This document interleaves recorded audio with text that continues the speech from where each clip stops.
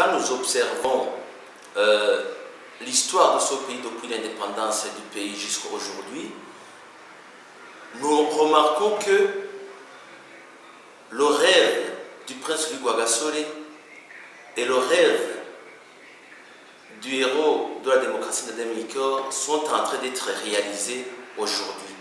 Pourquoi est-ce que nous le disons? Vous vous souviendrez qu'aussitôt que le prince Louis Rwagasore avait gagné pour l'indépendance, il a été assassiné. Et quelques années après, les députés du parti Prona qui avaient lutté pour l'indépendance ont été massacrés, ont été assassinés. Ils étaient à majorité Hutu, et ainsi que les officiers Hutu qui étaient dans l'armée. Et par après ont suivi les régimes militaires, des régimes qui étaient acquis à base des coups d'État jusque pratiquement dans les années 93, où quand le peuple a voulu renouer avec la démocratie, avec l'autonomie, le président Dadaye a été assassiné, ainsi que ses proches collaborateurs, dont le président de l'Assemblée, Kalibouya Miponcier, et d'autres députés, ainsi que des membres du gouvernement. Ce n'est que alors, depuis 2005, que le peuple burundais a renoué avec son autonomie pour élire ses propres dirigeants de la base au sommet, c'est-à-dire du chef de colline jusqu'au chef de l'État.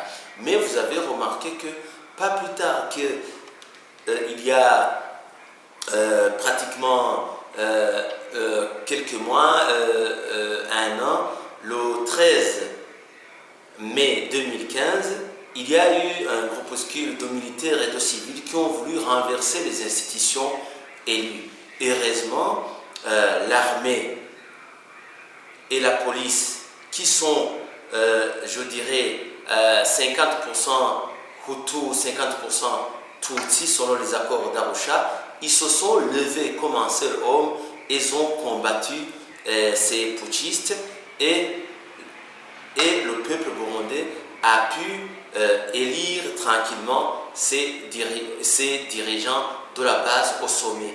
Donc, aujourd'hui, le Burundi a des forces républicaines qui sont très appréciées aussi bien à l'intérieur du Burundi qu'à l'extérieur dans leurs interventions.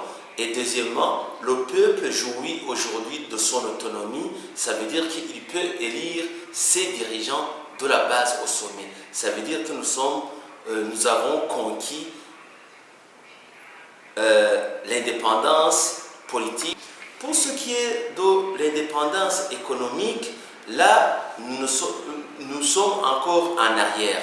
Mais le Burundi dispose de beaucoup de potentialités, des potentialités au niveau de ses ressources, que ce soit des ressources minières ou bien des ressources hydriques ou même des ressources humaines, parce que nous avons en suffisance des intellectuels.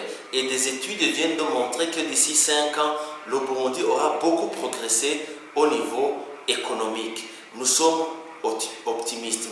Le pas déjà franchi au niveau politique, au niveau de l'indépendance politique, n'est pas au même niveau que le pas franchi au niveau économique.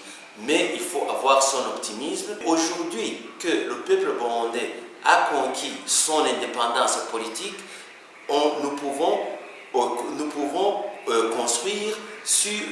construire l'indépendance économique sur quelque chose de solide, sur un roc solide. Donc, avant tout, il faut avoir une base. La base solide, c'est quand un peuple est autonome, est indépendant politiquement.